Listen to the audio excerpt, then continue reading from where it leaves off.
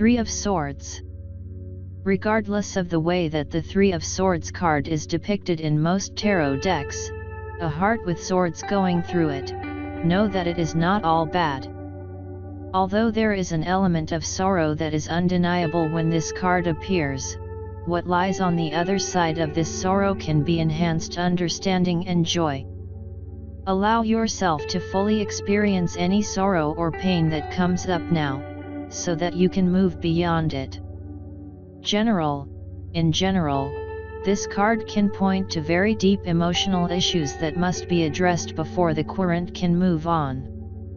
Denying pain does not make it go away, any more than denying a broken leg makes it heal.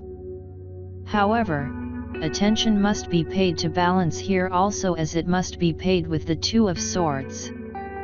Allow yourself to experience any pain that comes up now, but do not wallow in it. You do not and should not wallow in grief or sorrow for long. However, only you can decide how long is long enough. Others can't decide it for you. Work. Your feelings or ego may be quite bruised by something that happens with relation to work.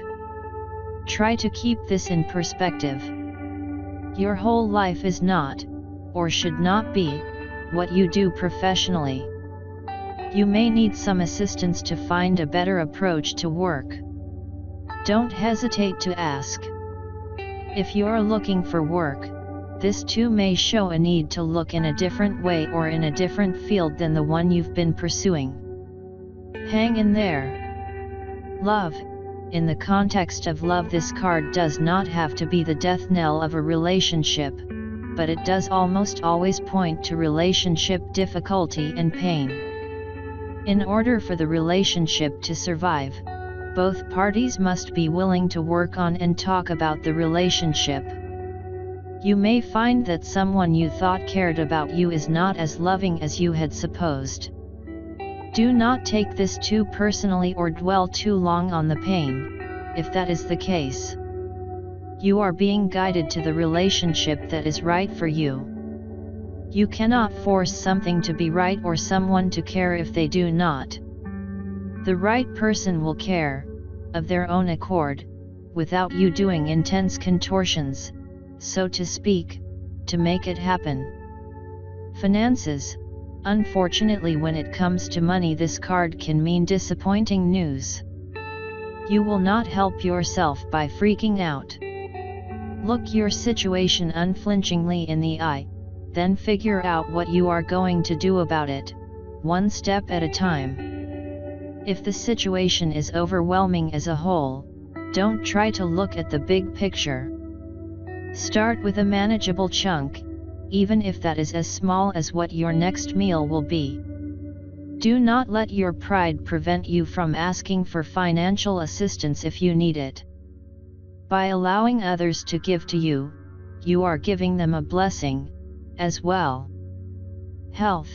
The news about your health may not be as good as you had hoped, and/or emotions/depression/anxiety may be taking a toll on your physical being. Keeping a positive attitude is of the utmost importance now, no matter what your situation or prognosis might be. Remember that doctors are not gods. Treat yourself with loving kindness. Read about miraculous healings. If you need help to stay positive, ask for it. Surround yourself with healthy, positive influences to the best of your ability. Spirituality. This is not a time to try to hold on to things, ideas, situations, or people which may have run their course in your life. You must make room in your life/heart/emotions/spirit for new things to come to you. Time alone will be helpful. Have you done all the healing that you need to do? The answers you seek are within you, although you may need help to bring them to the surface. Talk with someone you trust. Tarot history. The history of the tarot is shrouded in mystery.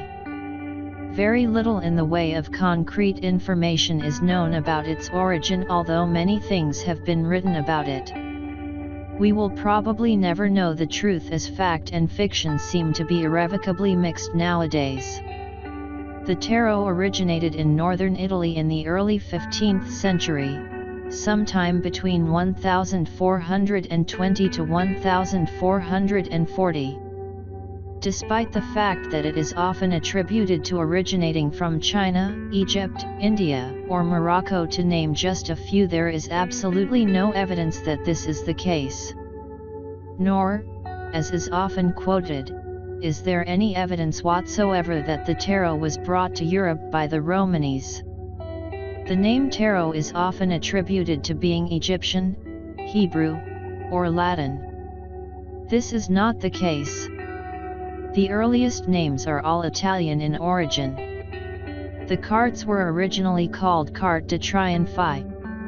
Around 1530 the word tarocchi began to be used to differentiate them from a new game of triumphs that was in vogue at the time.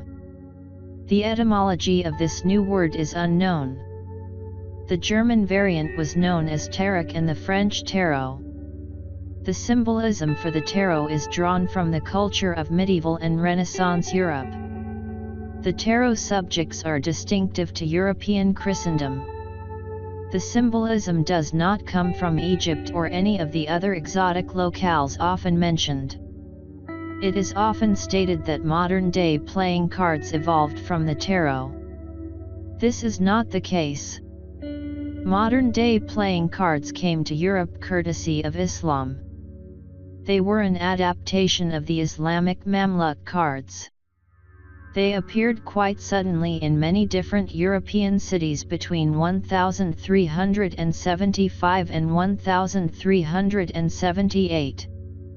These early cards had suits of cups, swords, coins, and polo sticks, and courts consisting of a king and two male underlings. The tarot adds the Fool, the trumps, and a set of queens to this system. Sometime before 1480, the French introduced cards with the now familiar suits of hearts, clubs, spades, and diamonds. The Joker is not original to either the early form of modern-day cards, or to the tarot, but instead originated in the USA around 1857 and was used as a wild card in poker as well as the highest trump in euchre. It is also often stated that the Catholic and Protestant churches outlawed the tarot and all who used it in an effort to stamp out so-called heretical teachings. This is not the case. The Inquisition documented what the Church considered as evidence of heresy in great detail. The tarot was not even mentioned.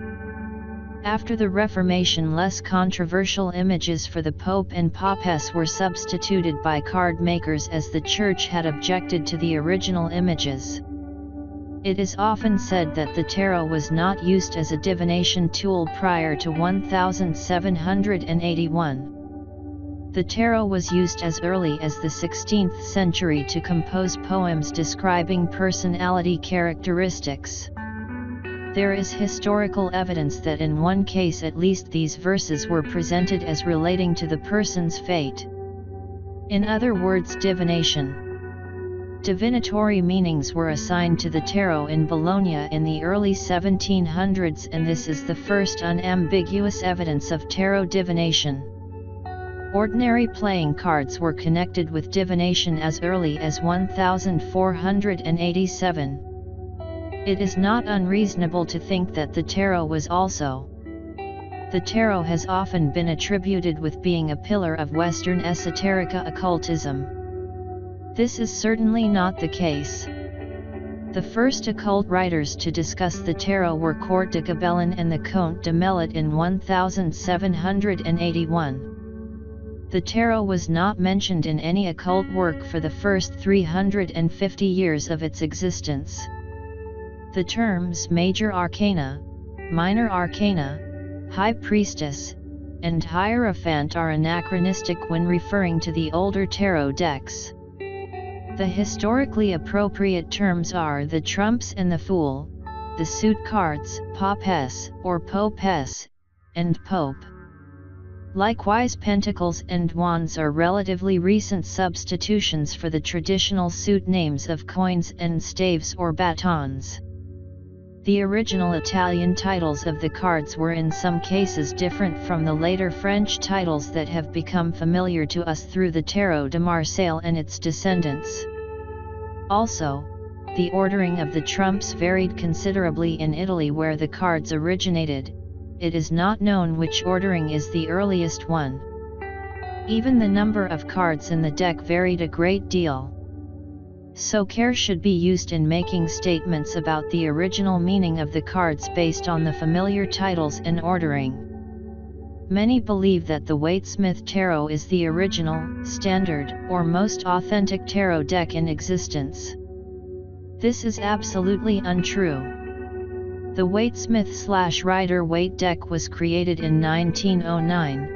Not even 100 years ago, making it a relative newcomer in the almost 600-year history of the tarot. There is actually no definitive version of the tarot.